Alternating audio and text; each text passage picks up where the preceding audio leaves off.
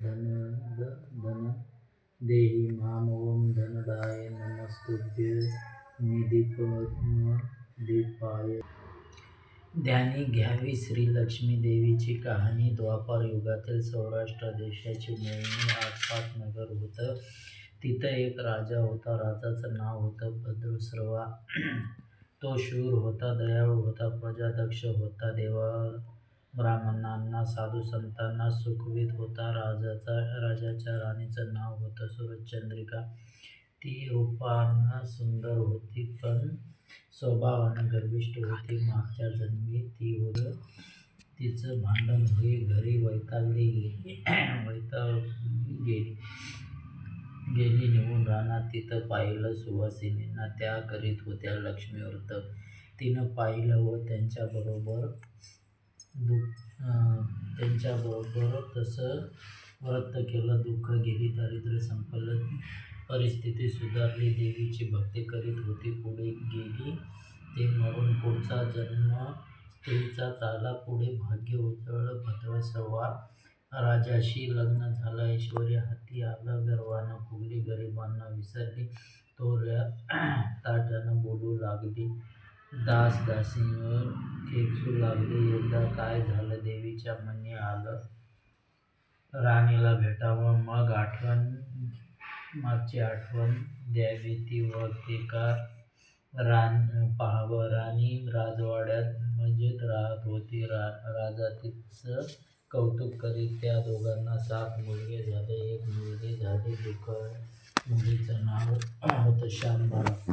एके दिवशी अचानक देवीनं म्हातारीचं सोंग घेतलं. फाटकं वस्त्र न्याले, हाती काठी घेतली. आधाराला हळूहळू पावलं टाकीत आली. राणीला भेटायला वाड्याशी आली अन आरोळी दिली. आहे का कोणी घरी?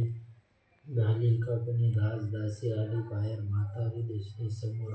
तिनं विचारलं, कोण ग तू? कुठून आलीस? काय काम काढलंस? तुझं नाव काय? गाव काय? काय हवं आहे तुला? म्हातारी सांगू लागली. हळू आवाजात, तशात खोकलाही येईल मधून मधून. म्हातारी म्हणाली, माझं नाव कमलाबाई, द्वारकेहून आले. इथं राणीला भेटायचं. कुठे आहे या राजाची राणी? दासी म्हणाली, राणीसाहेब आहेत महालात, मैत्रिणीशी गप्पा मारतायत. त्यांना सांगितलं तर मलाच रागावतील. तुला कशा भेटणार त्या? तुझा अवतार पाहून तुझ्यावरच खेकसतील.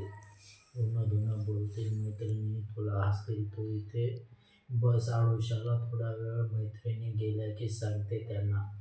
म्हातारीला राग आला होता. तीही संतापली. तुझी राणी पैशावर भाळली, माणुसकी विसरली. मागच्या जन्मी होती दरिद्री, आज झाली राणी. पण ती माझ्यामुळेच. मीच तिला देवीचं व्रत सांगितलं, तिने केलं. आता देवीच्या कृपेने राणी पदावर बसली. पण देवीची आठवण नाही तिला. आता संपत्तीचा गर्व झाला. डोळ्यावर पैशाची धुंदी आली. गोरगरिबांना कशाला विचारील ती. थोरा मोठ्यांच्या मुली मैत्रिणी झाल्या. म्हातारी गरीब भिकारी, तिला कोण विचारतोय? हे राणी लक्ष्मीव्रत विसरून गेली. ये घेतला अवसर टाकून दिला. उठणी मारली. पण याचं फळ तुला भोगावं लागेल. नंतर डोळे उघडतील तिचे. जाते मी परत. दासीनं म्हातारीला पाणी दिलं. हात जोडले. म्हणाली, मला सांगाल ते व्रत? या दासीला व्रताचा वसा सांगितला. ती उठली व काठी टेकीत तिथून निघणार. तोच माडीवरून एक मुलगी लगबगीनं खाली आली. ती होती राणीची मुलगी शांबाळ. ती आली नि कळवळून म्हणाली, आजी रागावू नका. माझी आई चुकली. तिच्यासाठी मला क्षमा करा. मला धीर द्या. आईला दिलेला शाप मागे घ्या. मी तुमच्या पाया पडते. मुलीवर दया करा. म्हातारीला आली मुलीची दया. मुलीची होती कोमल काया. ती क्षणभर मुलीकडे डोळे भरून पाहत होती. तिनं मुलीला लक्ष्मीव्रताचा वसा सांगितला व ती मुलीचा निरोप घेऊन निघणार. तोच राणी तरातरा आली. माडीवरून दाराशी येते तर दिसली ती म्हातारी. राणी कडाडली, कोण ग तू? धेरडे, इथे कशाला आलीस? जा इथून, उठ लवकर, नाहीतर ढकलून द्यायला सांगेन तुला. लाज नाही वाटत तुला इथे यायची? दुसरी घरं नाहीत तुला? म्हातारीचे डोळे गरगर फिरले, कपाळावर आठ्या उमटल्या. नी तडक ती निघून गेली परत. पुढं दासी लक्ष्मी व्रत केलं. तिची परिस्थिती उत्तम सुधारली. ती गेली दासी पण सोडून, व पुढे सुखाने संसारही सुरू होता. तिचा पुढे मार्गशीर्ष महिना आला.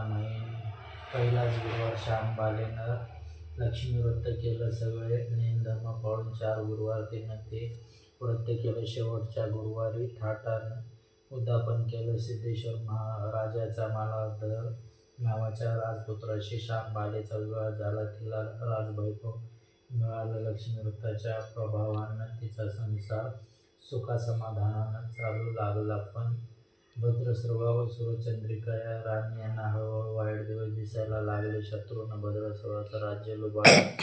सूर्यचंद्रिका राणी होती. ती स्थिती बदलली. भद्रश्रवाला फार वाईट वाटे. राणीला रडू कोसळलं. पण करणार काय? एक दिवस चिंतेने उगवत होता, तसाच मावळत होता. रानावनात हिंडून कष्टाचे दिवस ती काढत होती. भद्रश्रवाला वाटलं मुलीकडे जावं, तिला पाहावं. तो एकदाच तिच्या घरी निघाला. चालून चालून दमला होता. नदी तीरावर विसाव्यासाठी थांबला. राणीची दासी नदीवर येत होती. तिनं भद्रश्रवांना पाहिलं, ओळखलं. परत लगबगीनं घरी गेली. राजाला बातमी सांगितली. मालाधरानं माणसं पाठवला. श्वशुरांना घरी आणलं. मान सन्मान केला. नवी वस्त्र दिली व गळ्यात हार घातला. श्यामबाला वडिलांची नीट व्यवस्था केली होती. राजाचे दिवस मजेत जात होते. आता परत जायचा विचार त्यांच्या मनानं घेतला. जावयाचं तसं सुचलं.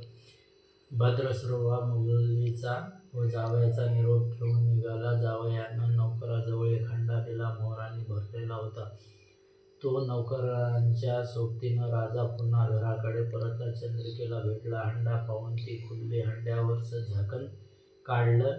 आत पाहते तो काय दिसले कोळसे. सूर्यचंद्रिकेने कपाळावर हात मारून घेतला. नवऱ्याला सांगितलं.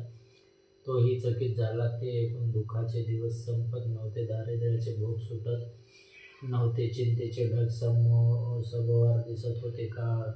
काळजीचा वणवा भडकत होता. सूर्यचंद्रिकेला एक दिवस अडचणीचा वाटत होता. तिच्याही मनानं घेतलं एकदा मुलीला भेटावं, डोळे भरून पाहून यावं. आपल्या नशिबाचे भोग आपणच सोसायला हवेत. दुसरं करणार काय? एका गुरुवारी ती घरून निघाली. मुलीच्या गावाच्या नदीतीरी बसली. अगदी दमून गेली होती ती.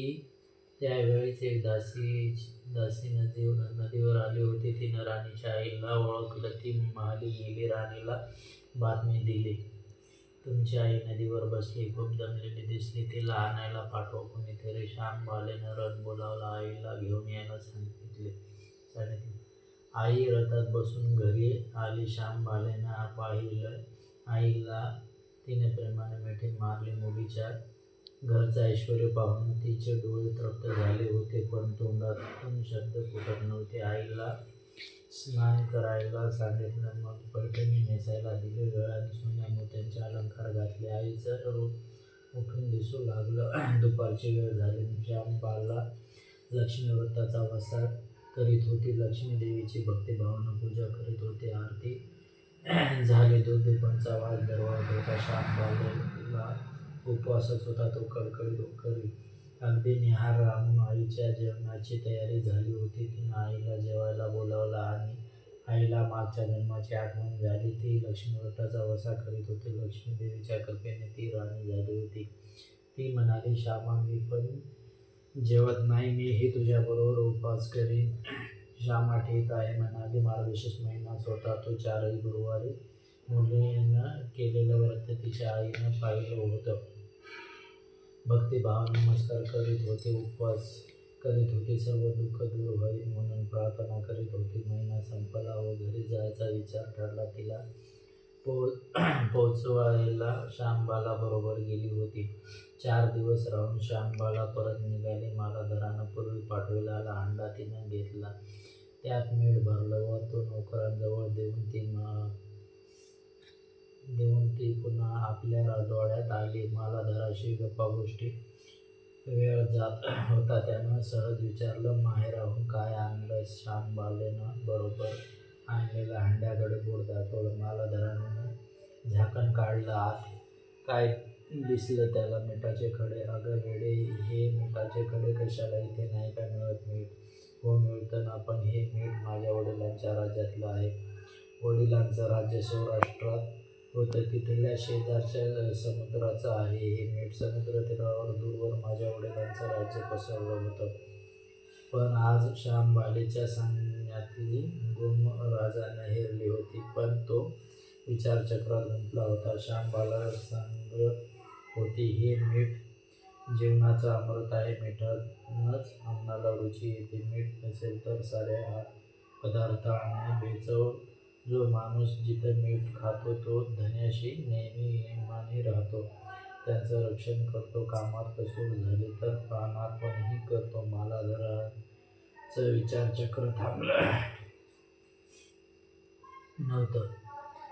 त्यानं ताबडतोब आपले सेवक आपल्या सासऱ्याकडे भद्रसर्वाकडे पाठवले व त्यांना ताबडतोब बोलावून घेतलं. भद्रसर्वाला या तातडीच्या बोलावण्याचा काहीच अर्थ कळत नव्हता. पण अधिक विचार न करता तो तातडीनं जावयाकडे आला. दोघांची गुप्त बैठक झाली व त्यातून एक नवा विचार निश्चित ठरला. भद्रसर्वानं आपली अनुमती दिली होती. मालाधरानं आपल्या मुख्य सेनापतींना ताबडतोब भेटून जाण्याची आज्ञा केली. सेनापती आले व त्यांनी राजाच्या आज्ञेनुसार सेनापतीनं सर्व व्यवस्था केली व दुसऱ्याच दिवशी सर्व सैन्य घेऊन शत्रूवर चाल केली. शत्रू बेसावध. मालाधराचे सैनिक अधिक सावधगिरीने शत्रूच्या राज्यावर तुटून पडले. घणाघाती लढाई सुरू होती. पण मालाधराच्या सैनिकांचा पवित्रा शत्रूला अडवताच येत नव्हता. शत्रूचे सैनिक जमिनीवर कोसळत होते. मालाधराचे सैनिक पराकाष्ठाने पुढे सरसावत होते. युद्धाचं तांडव अखंड चालू होतं. सूर्य पश्चिमेकडे सरकत होता. थोड्याच वेळात अंधार पसरणार होता. मालाधराचे सैनिक अधिक ईर्ष्येने पाऊल पुढे खेचत होते आणि शेवटी मालाधराच्या सैन्यानं शत्रूचा पुरा फडशा पाडला होता. मालाधराच्या सैन्यानं अपूर्व विजय मिळवला होता. भद्रसर्वाचं राज्य पुन्हा मिळवलं होतं. मालाधराला व श्यामबालेला ही आनंदाची वार्ता सेनापतीनं ताबडतोब कळवली. मागे राहिलेल्या सैनिकांनी त्या शत्रू राज्यातील मुख्य खजिना लुटला. अफाट संपत्ती त्यांना मिळाली होती. ती पोत्यात भरून मालाधराकडे आणली. त्यात सोन्याच्या मोहरा होत्या.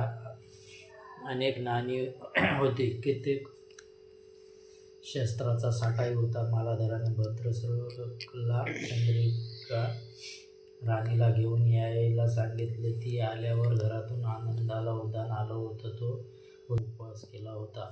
रात्री देवीची आरती झाली. देवीला नैवेद्य झाला व सर्वांचं मिष्टान्नाचं जेवण झालं. मार्गशीर्ष महिन्यातला शेवटचा गुरुवार, लक्ष्मी व्रताचा शेवटचा दिवस. या मंगल मुहूर्तावर मालाधरानं भद्रसर्वाचं राज्य त्यांच्या स्वाधीन केलं व या व्रताची खरी सांगता झाली. राजा राणी परत आपल्या सौराष्ट्रात आले. सूरजचंद्रिकेने पुन्हा लक्ष्मी व्रताचा वसा घेतला व तो आजन्म पाळला. घरची स्थिती पुन्हा पूर्वीप्रमाणे सुधारली होती.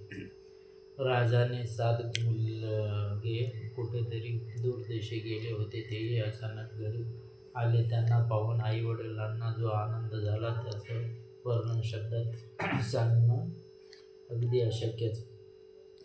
श्रीलक्ष्मी देवीच्या व्रताचा हा पूर्व अनुभव राजा राणीने पुढे सतत घेतला. त्यांचे जीवन निश्चित झालं होतं. दुःखाचं वादळ पूर्ण थांबलं होतं. सुखाचे वारे सर्वांनाच सुखवीत होते. अशी ही 60 उत्तरांची कहाणी सर्वांनी वाचावी. एका वेळी लक्ष्मीच्या कृपेने त्यांचं घर सदैव फुलावं अशी 5 उत्तरात सुफल संपूर्ण करून सर्वांनी देवीला वंदन करावं ही प्रार्थना.